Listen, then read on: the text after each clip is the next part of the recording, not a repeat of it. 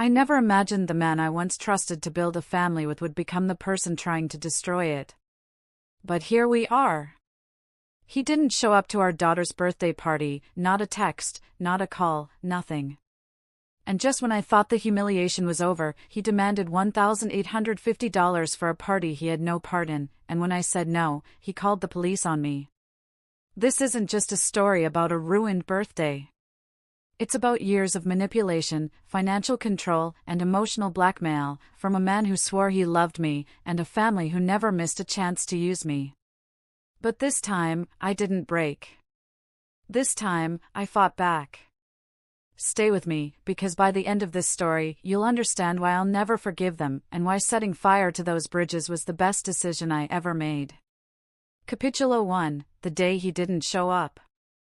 I tied the last balloon to the backyard fence and stepped back to look at what I'd built with my own hands. Pink streamers danced in the breeze, paper crowns sparkled under the October sun, and a rented bounce house, the one I could barely afford, towered in the corner like a monument to a promise I was determined to keep. Everything had to be perfect. My daughter, Lily, was turning 9, and she deserved magic. I'd spent weeks planning this party. Every cupcake was frosted just the way she liked. Every decoration matched the pixel princess from her favorite video game. And every dollar I spent, even the ones I didn't have, was for her smile. The one I hadn't seen often enough lately, thanks to a man who'd turned co-parenting into a weapon. When the clock hit noon, I checked my phone. No message. No, I'm on my way. No running late. Nothing. He'd promised, again, that he'd be there. Promised he'd show up this time, that he wouldn't let his daughter down. And like every other promise he'd ever made, this one evaporated too. Mom! Is he here? Lily burst through the sliding door, her purple dress swishing around her knees, eyes bright with hope. Did Dad come yet? I forced a smile that felt like glass cracking. Not yet, sweetheart. But he will. She ran back inside, her little shoes tapping against the floor as she stationed herself by the front window, waiting for a car that would never pull into the driveway. I felt my throat tighten. I'd been here before, birthdays, recitals, school plays, always making excuses for him, always trying to patch the holes he left behind.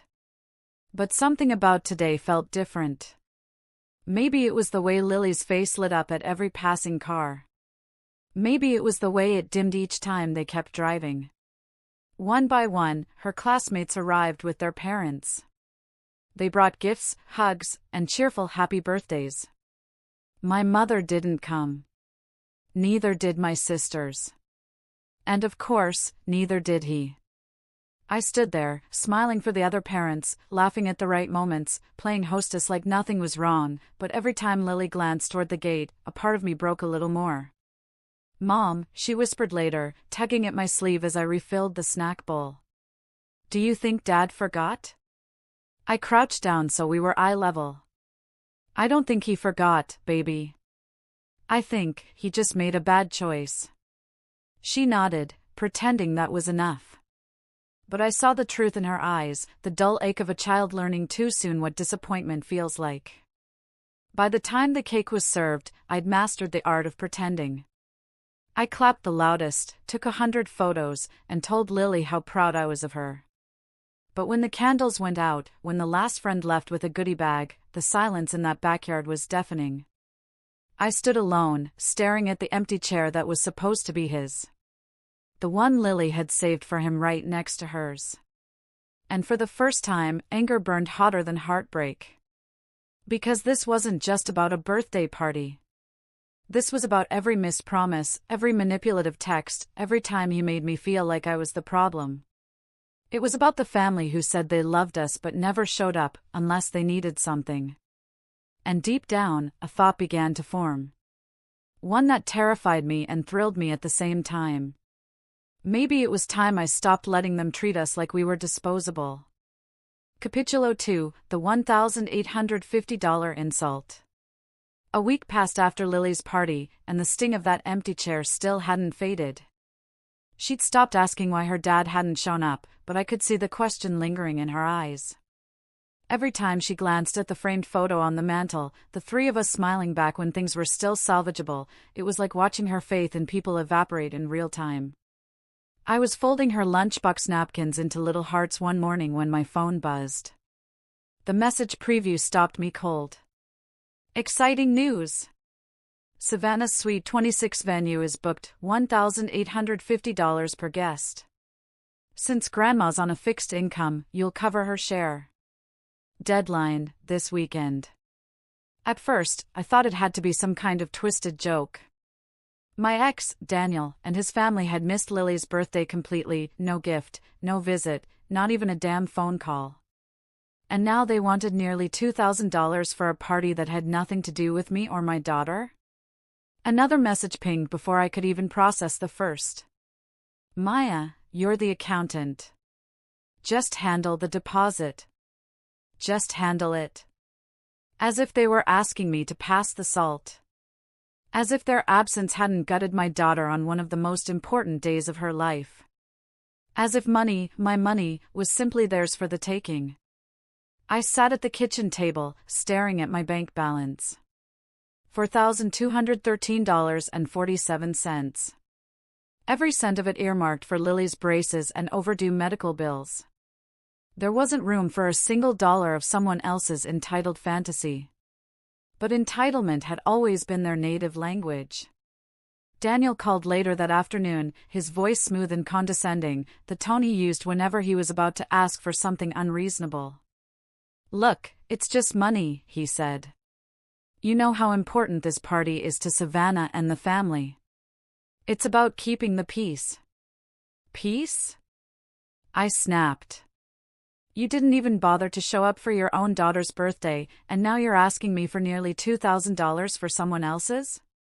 He sighed like I was the irrational one. You're overreacting.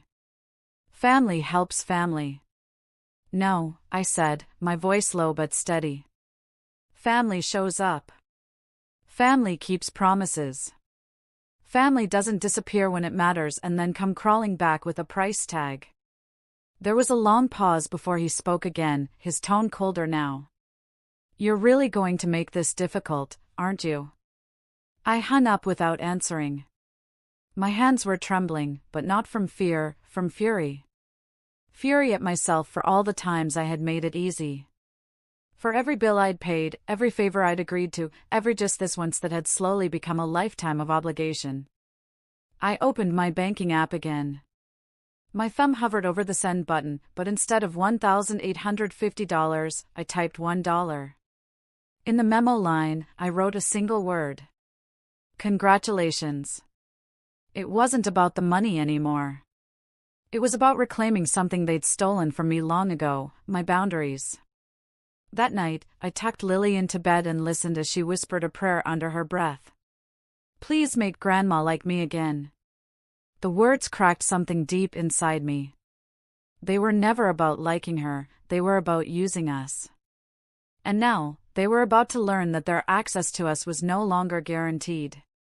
By the time I turned out the light, one thing was crystal clear, they were going to regret underestimating me. Capítulo 3, Drawing the Line. The next morning, I woke up with something I hadn't felt in years, clarity. Not happiness, not relief, clarity. The kind that comes after you've finally had enough, when every memory of being used and humiliated aligns into one undeniable truth, they will never stop taking until you stop giving. I stared at the Venmo screenshot of that $1 payment with the word congratulations. A small act, almost laughable in its simplicity, but it felt like I'd just drawn a line in permanent ink across the battlefield of my life. For once, I wasn't the one begging for peace. I was the one enforcing the terms. I started the morning like any other, packing Lily's lunch with apple slices shaped like little stars, but inside, I was electric. My phone buzzed constantly with messages from my mother, my sisters, and Daniel, each one more demanding than the last. Maya, this isn't funny, $1 doesn't cover anything. We can't move forward without your deposit. Handle it. You're embarrassing the family. This is your responsibility. And finally, from Daniel. You're making a mistake. Don't test me. For once, I let the phone vibrate itself into silence. Instead, I called a locksmith. Frank arrived that afternoon, a heavy-set man in his 50s who smelled faintly of tobacco and engine oil. He whistled through his teeth as he replaced both front and back locks, humming like he was performing some sacred ritual. When he finished, he handed me 2 shiny keys. All set, ma'am. Nobody gets in without these now. The invoice was $175, less than half of what my sisters usually drained from me in a week. Money well spent. That night, after Lily was asleep, I sat at the kitchen table with my laptop. I opened a blank spreadsheet and began typing every loan I'd given over the last 3 years. Every Venmo transfer. Every emergency that somehow became my responsibility. By the time I was finished, the total glared back at me, $23,470. $23,000. Enough for a used car. A year of community college. Braces for Lily, twice over. Instead, it had vanished into their black hole of entitlement. I stared at the number until my eyes blurred, and then I saved the file under a new folder I labeled Evidence. Because deep down, I knew where this was heading. The first knock came 3 nights later, just after Lily had finished brushing her teeth. I looked through the peephole and felt my stomach drop. My mother. My sisters. And Daniel, standing tall at the front of the pack like some self-appointed general. Maya Allen, open this door right now, my mother's voice bellowed, carrying easily through the wood. Lily peeked around the hallway, wide-eyed. Is that Grandma? Yes, but she forgot to call first, I said calmly, placing a hand on her shoulder. Remember what we talked about? Respect. People have to respect our home. The pounding on the door grew louder. My phone lit up with texts. You can't hide forever. This family needs you. If you don't pay, you'll regret it. Then Savannah screamed through the door, You're betraying us. After everything we've done for you. Everything they'd done for me? I almost laughed. The only thing they'd ever done was take. The sound of sirens cut through the night, and my stomach sank. Blue and red lights flashed through the living room curtains. Of course. They'd actually called the police.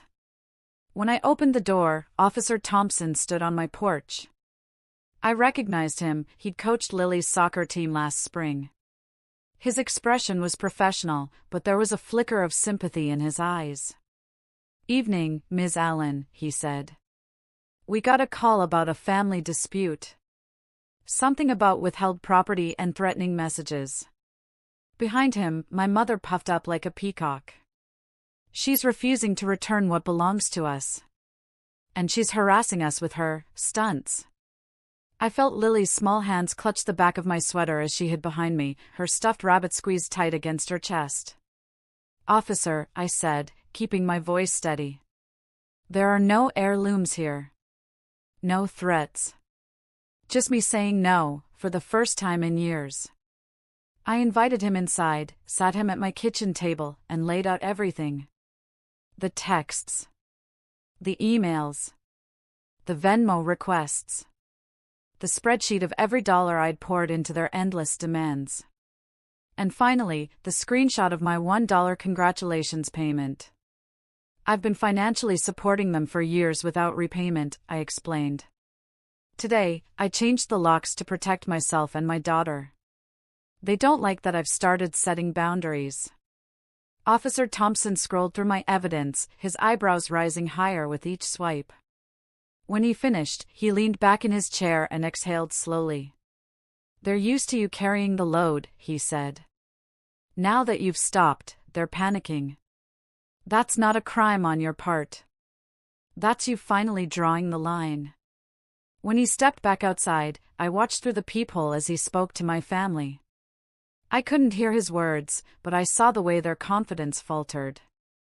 My mother's finger jabbed in my direction, my sisters muttered under their breath, and Daniel clenched his jaw. Minutes later, they retreated to their cars, rage simmering beneath their forced composure. For the first time, I didn't feel cornered. I felt free. That night, Lily asked the question that nearly broke me. Mom, am I not important enough? Is that why Dad and Grandma didn't come to my birthday? I knelt down, taking her small hands in mine. No, sweetheart. You are the most important thing in the world. That's exactly why I have to protect you from people who don't treat us like we matter. As I tucked her into bed, my phone buzzed again. A text from Daniel. You'll regret this. Family is everything. I deleted it without responding. Because he was wrong. Family isn't everything. Not when it poisons you. Not when it teaches your child that love is conditional. That night, I checked the locks twice before I let myself breathe. For the first time in years, the silence in my house didn't feel like abandonment. It felt like peace. And as I lay in bed, one thought echoed louder than any threat they could throw my way. They'd drawn blood from me for years. But now? Now I was done being their prey. Capítulo 4, the villain in their story. The morning after the police incident, I woke up to a new kind of storm, not the kind that rattles windows, but the kind that slithers through screens and festers in comment sections. My phone was buzzing nonstop, and the second I saw Savannah's name in a Facebook notification, I knew exactly what I was walking into. When toxic people show their true colors, her post began, some pretend to care about family until they're asked to contribute. Then suddenly, they're too good for the rest of us. I guess money means more than memories for certain people. There it was, my trial, my conviction, and my public execution, all neatly wrapped into a single passive-aggressive paragraph. 17 comments within an hour. Distant relatives, old classmates, people I hadn't spoken to in years, all lining up to crown me the villain. So sorry you're going through this, sweetie. Blood isn't always thicker than water. Some people just don't value family anymore. Not a single one asked for my side of the story. Not one questioned why a mother would suddenly stop paying for everything after years of doing so. They didn't care about context. They just needed a bad guy. I stared at the screen, 1,000 responses forming in my head, paragraphs filled with receipts, screenshots, dates, and dollar amounts. I could burn them all to the ground with evidence. But as my finger hovered over the keyboard, I stopped. They didn't want the truth. They wanted a story. And I wasn't about to play the role they'd written for me. So instead, I typed 5 simple words. I wish you all well. Then I logged out. No explanations. No defenses. No more justifying myself to people who were never going to listen. The house felt different that morning, lighter, somehow. Maybe it was the silence of my phone once I turned it face down, or maybe it was the way Lily's laughter echoed down the hallway as she got ready for school. Either way, I realized something crucial: I didn't owe anyone my side of the story. Not anymore.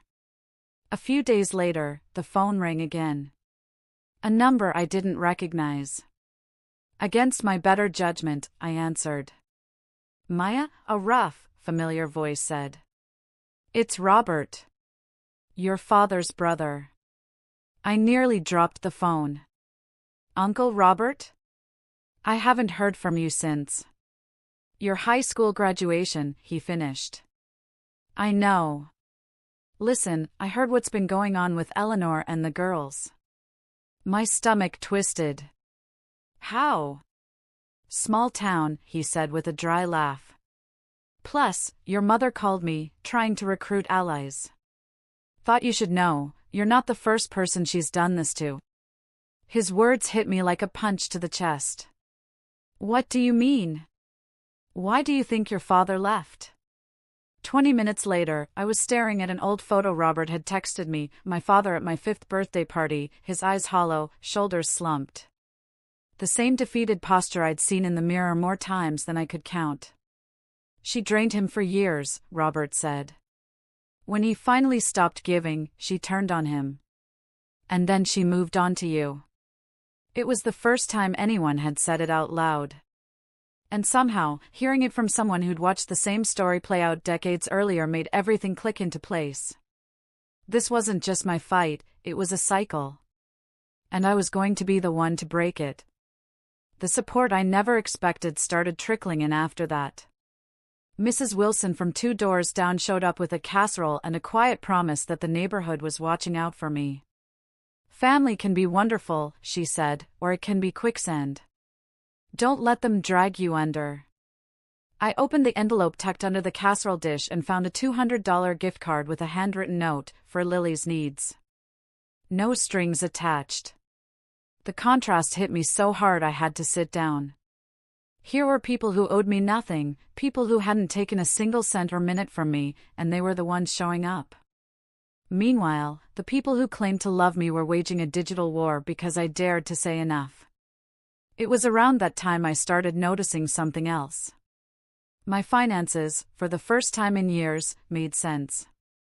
Without constant emergencies draining my paycheck, there was an extra $732 each month just sitting there. Enough for Lily's braces. Enough for a college fund. Enough for a future that didn't include sacrificing everything for people who gave nothing back. I opened a new savings account in Lily's name and transferred the first deposit. A seed. A promise that from now on, our sacrifices would be for us, not for them. Still, the guilt tried to creep back in. Old habits die hard. When I went grocery shopping, I found myself calculating every item as if I were still living under their demands. I almost put the tulips back. $24 for a bouquet felt like a sin. But then I stopped myself. I bought them anyway. Because joy isn't a luxury. And I was done apologizing for having some. A few days later, Lily asked about Savannah's party. "Aren't we going to Aunt Savannah's?" she asked casually as I folded laundry. I saw it on the calendar. I froze. "Do you want to go?" She shrugged. "Not really. Those parties are boring. You have to wear itchy clothes and smile all the time." I laughed, a genuine, belly-deep laugh that I hadn't heard from myself in a long time. "Then how about the park instead? Maybe some basketball and ice cream after?" Her face lit up. "Yes." That Saturday, we spent the day shooting hoops, eating cheap sundaes, and laughing until our cheeks hurt. No designer dresses. No overpriced buffets. No forced smiles. Just us, messy, imperfect, happy. That night, as I scrolled through photos from the day, I realized something: every single one of them was better than any memory I'd ever made with that family. And if that made me the villain in their story, so be it. I'd rather be their villain than their victim any day. Capítulo 5, Their house of cards collapses. The Saturday of Savannah's so-called Sweet 26 arrived like a storm I'd been watching gather on the horizon for weeks. Except this time, I wasn't in its path. I was standing safely on higher ground, watching it destroy everything they'd built on lies and entitlement. The first message came from Aunt Carol while Lily and I were still at the park, sitting on a sun-warmed bench with ice cream melting down our fingers. "You dodged a bullet," her text read. Sweet 16 disaster. Complete train wreck. I laughed out loud. It was the first time I'd laughed at anything involving them in months. My curiosity got the better of me, and I called Carol, lowering my voice so Lily wouldn't hear. "What happened?" I asked. "Where do I start?" she said between fits of laughter. "They seated your mother next to the smoke machine, you know how her asthma gets. She spent half the night coughing and complaining, making sure everyone knew how miserable she was." I pictured it instantly, Eleanor fanning herself dramatically, gasping just loud enough for people to notice, probably demanding to speak to the manager. "It gets better," Carol continued. "Savannah fought with the DJ over every song. The poor guy looked ready to unplug everything and walk out." I bit back a grin. I shouldn't enjoy this, but God, I did. And when the bill came, Carol paused for effect. Let's just say Eleanor's face turned whiter than the tablecloth. They went way over budget without your platinum sponsorship. Suddenly, no one could make eye contact. I imagined them sitting around that overpriced banquet table, realizing the entire event had been built on one false assumption, that I would cave. That, as always, I'd step in at the last second and save them from themselves. Except this time, I hadn't. And now the whole house of cards was collapsing under its own weight. They even left a seat empty for you, Carol added, her voice tinged with bitter amusement. Like they were saving a spot for your wallet. A small, vindicated smile tugged at my lips before guilt tried to push it away. But I stopped myself. This wasn't schadenfreude, it was justice. Because this was never about one party. It was about a lifetime of them assuming I'd keep sacrificing myself to make their lives easier. And for once, they were being forced to live with the consequences of their choices. 2 days later, Eleanor showed up at my office. No call. No warning. Just the same entitled energy she'd always carried, wrapped in a Sunday dress and a rehearsed expression of disappointment. We need to talk, she announced loudly, so my coworkers would hear. I forced a polite smile. This isn't appropriate, Mom. I'm working. She plopped her purse on my desk, covering the spreadsheet I'd been updating. Family comes first. Not today, it doesn't, I said, guiding her gently toward the break room. 10 minutes.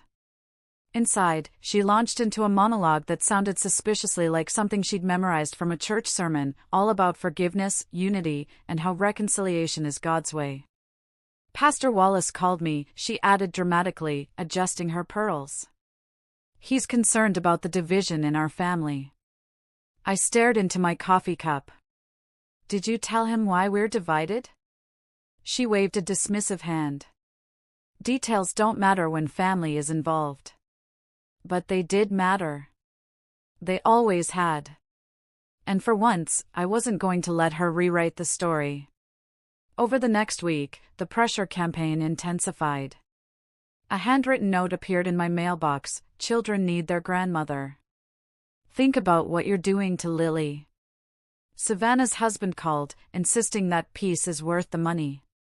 Then came the Thanksgiving invitation, cream cardstock with gold embossing, with a handwritten line at the bottom, water under the bridge if you contribute $750 for the venue.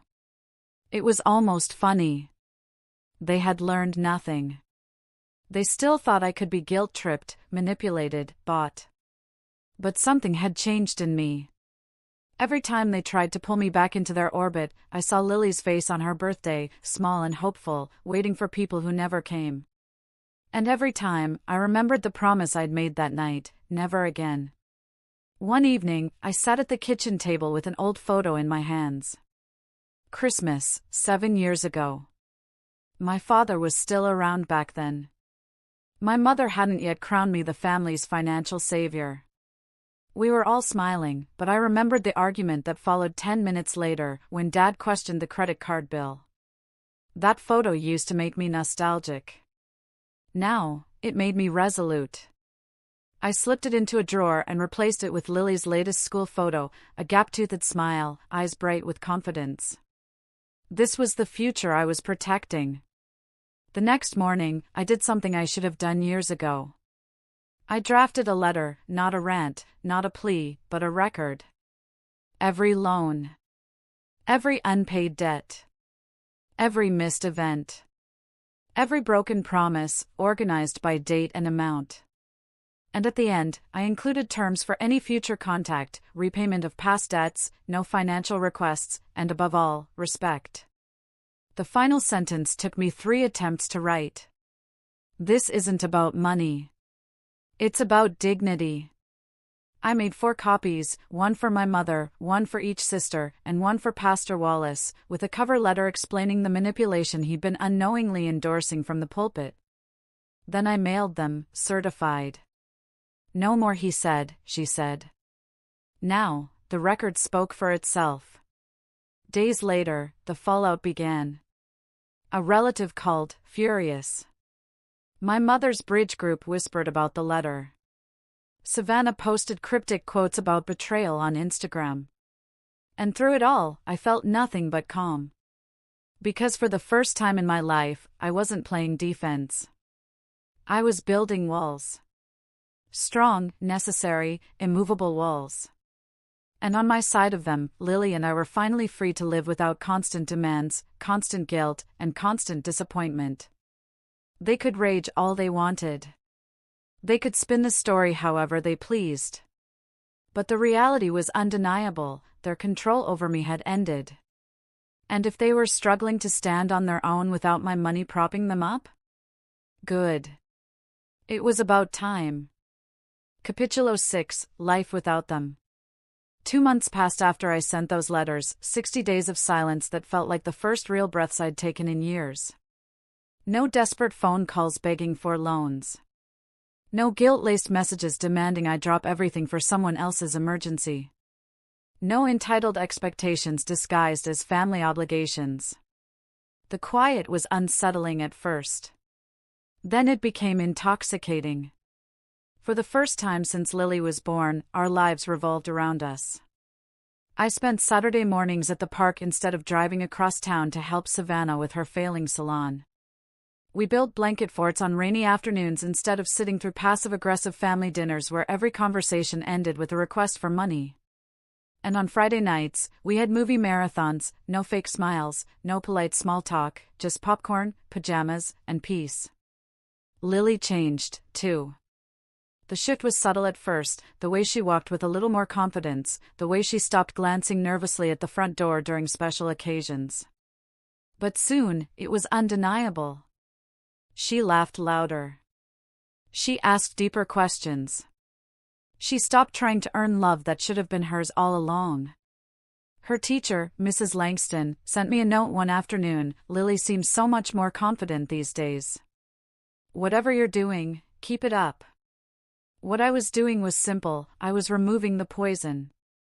The transformation didn't stop with us. Once the noise of my family's chaos faded, I started to notice something I'd ignored for too long: a community had been forming quietly around me. People who showed up, not because they wanted something, but because they cared. Mrs. Wilson invited Lily over for knitting lessons on Sundays. "She has a natural talent," she told me with a proud smile. James from work stopped by with homemade lasagna and a bookshelf he built himself. "What else would I do with my weekends?" he joked. And Aunt Carol, the one person who'd never asked for anything, became a regular presence in our lives, showing up with cookies, hugs, and unwavering support. One Friday night, I came home from work to find Lily sitting at the kitchen table, working on a school project titled My Hero. I'd known about the assignment, but nothing prepared me for the lump in my throat when she unveiled the final poster. 2 stick figures stood hand in hand beneath a crayon sunset. Above them, in shaky, careful letters, she had written, "My mom taught me that love doesn't hurt." I had to turn away before she could see the tears in my eyes. All those sleepless nights worrying about whether I was doing the right thing, they dissolved in that single sentence. Because this was the proof. This was the result of walking away from people who called themselves family but treated us like property. The holidays arrived soon after, and with them came the inevitable attempts at reconciliation. A Christmas card from my mother: "Families should be together during the holidays. We've all made mistakes." A text from Savannah: "I miss my niece. Tyler asks about her." An email from Lacey: "We're planning a family healing retreat in Arizona, $2,300 per person. It could be good for all of us." I read each message twice, waiting for the familiar twist of guilt in my stomach. It never came. Instead, I typed a single response and sent it to all 3. "We've moved forward. I wish you well." Our Christmas tree that year was small, 4 feet tall, decorated with popcorn garlands and paper stars Lily made at school, but it was ours. The presents underneath weren't expensive: a sketchbook, some colored pencils, a second-hand telescope. Yet they were wrapped with more love and care than any overpriced gift I'd ever bought for people who didn't appreciate it. Mrs. Wilson brought warm apple cider. James showed up with a casserole.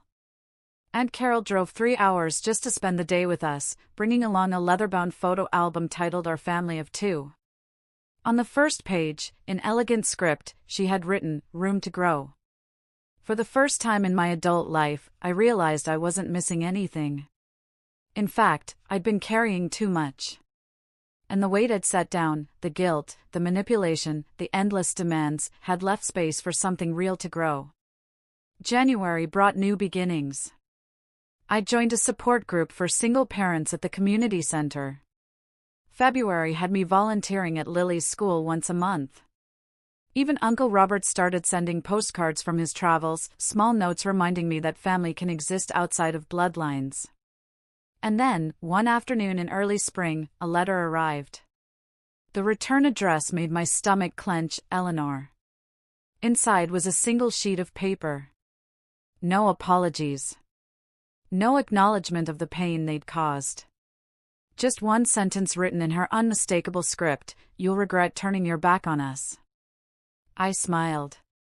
Not because it was funny, but because it proved something I'd known deep down: they still believed they had power over me. They still thought a single sentence could drag me back into the quicksand. But they were wrong. I placed the letter in a drawer and locked it away, not as a threat, but as a reminder. A relic from a life I'd outgrown. Because here's the truth no one tells you: walking away isn't just an act of self-respect, it's an act of revenge. Every laugh that isn't dampened by their drama, every milestone reached without their interference, every day spent free from their demands, it's a victory. They wanted me to regret losing them. But as I watched Lily run across the backyard that spring, chasing bubbles and shrieking with laughter under a cloudless sky, I realized something. The only thing I regretted was not walking away sooner. Capítulo 7, The Last Attempt. By the time spring melted into summer, I had almost started to believe the worst was behind us. The silence, once foreign and unsettling, had become the rhythm of our lives. Lily and I had built something solid, a world without manipulation, without guilt, without the exhausting burden of constantly fixing other people's messes. But abusers don't like being ignored. They don't accept being cut off. They always come back for one last attempt at control. It started subtly, a chance encounter at the grocery store. Eleanor appeared near the produce aisle, holding a basket she clearly didn't intend to fill. "Maya," she said, as if we were long-lost friends bumping into each other. "You look well."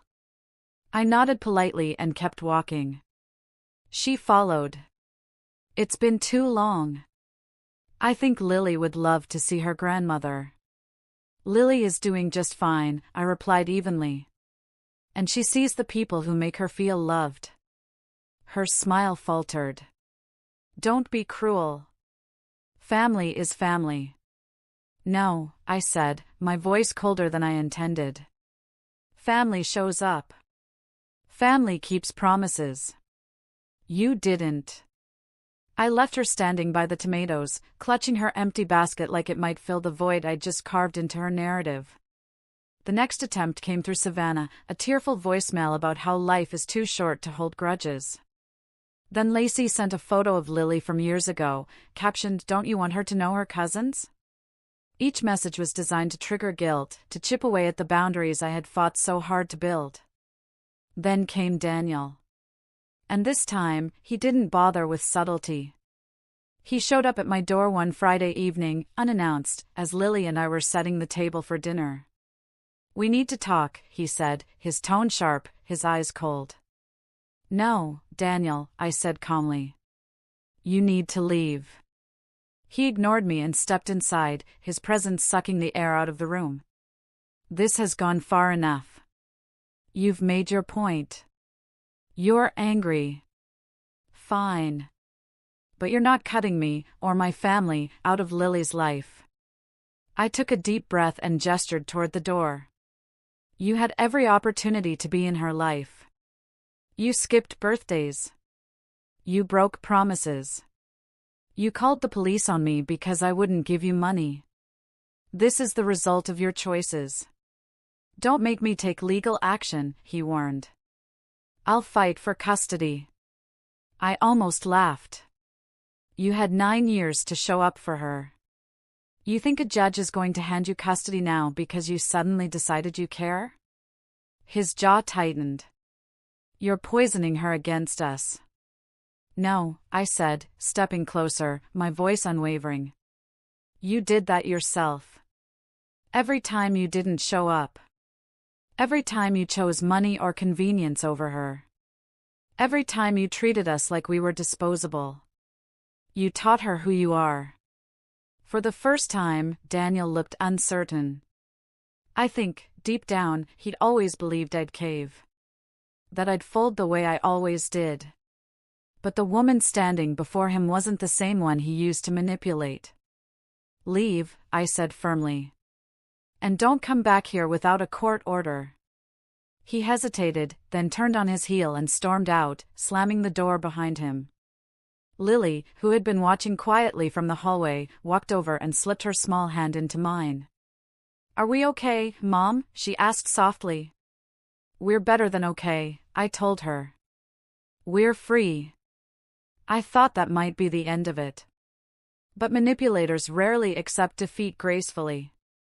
A week later, a letter arrived, certified mail this time. It was from a lawyer representing my mother and sisters. They were threatening to sue me for defamation over the letters I had sent outlining the history of unpaid debts and emotional manipulation. It was laughable, there wasn't a single lie in those pages, and they knew it. I forwarded the letter to my attorney, who responded with a single, scathing paragraph reminding them that truth is an absolute defense and suggesting they consider the consequences of a countersuit. I never heard from that lawyer again. Then came the smear campaign. Savannah posted another essay-length rant online, calling me ungrateful, bitter, and mentally unstable. Lacey shared old family photos with captions like "Some people forget where they came from." Daniel, predictably, posted nothing but passive-aggressive quotes about parental alienation. But this time, I didn't hide. I didn't block them. I didn't even respond. Because here's the thing, once you stop trying to prove your worth to people determined not to see it, their words lose all their power. Their insults become white noise. Their anger becomes irrelevant. And while they were busy painting me as the villain online, I was busy living. I took Lily camping for the first time that summer. We roasted marshmallows under a canopy of stars and told stories by the fire. We got lost on a hiking trail and laughed until we cried trying to find our way back. We adopted a scruffy little rescue dog named Max who followed Lily everywhere she went. We built a life, one they had no part of and no control over. The final attempt came on Lily's birthday the following year. A card arrived from Eleanor, signed with shaky handwriting. Inside was a crisp $50 bill and 3 words, "Happy birthday, granddaughter." I stared at it for a long time. Part of me wanted to send it back, to reject even this tiny offering. But then I realized something important, accepting it didn't mean letting them back in. It meant I controlled the terms now. I slid the $50 into Lily's savings account, the one I'd built from the ashes of every emergency I'd ever funded, and tossed the card in the trash. Because boundaries don't always mean slamming doors. Sometimes, they mean building a door that only opens from your side. And from now on, that's exactly how it would stay. They could knock. They could beg. They could scream. But the days of me answering, the days of me sacrificing, apologizing, explaining, were over. I was no longer their savior. No longer their scapegoat. No longer the ATM with a pulse. I was something far more dangerous. I was done. And I was free. Eplogo, the family we chose. It's been 2 years since I sent that single dollar with the word congratulations. 2 years since the night blue lights flashed outside my house because I dared to say no, and in those 2 years, everything has changed. Our home is no longer a war zone. It's a sanctuary. There's laughter in the kitchen again, not whispered arguments over money I don't have. There's peace at night, not sleepless hours spent rehearsing excuses for people who never deserved them. And Lily, God, Lily is thriving. She's 10 now. Confident. Bright. Fearless. She speaks her mind without shrinking. She trusts that the people who love her will show up, not because they're supposed to, but because they want to. Her world is smaller now, but it's solid. Every person in it has earned their place. The people who once held power over us still linger on the periphery, orbiting a life they can no longer touch. Occasionally, a holiday card arrives. Sometimes a message slips through, desperate and hollow.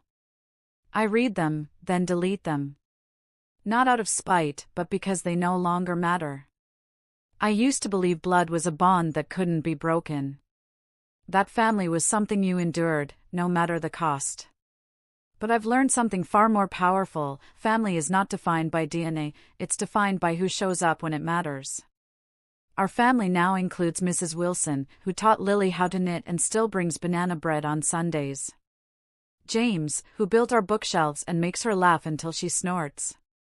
Aunt Carol, who never stopped showing up even when it meant standing alone. And Uncle Robert, whose postcards remind us that we're part of a lineage bigger than the pain that tried to contain us. I used to think walking away was weakness. Now I know it was the bravest thing I've ever done. They called me selfish. They called me bitter. They said I'd regret it. But as I watch Lily curled up on the couch with Max asleep at her feet, a science book in her lap and the kind of smile that only comes from feeling safe, I know this truth deep in my bones. I didn't lose a family. I removed a parasite. And in its place, we built something real. Something strong. Something ours. This is the life they said I'd regret. But it's the one I was always meant to have.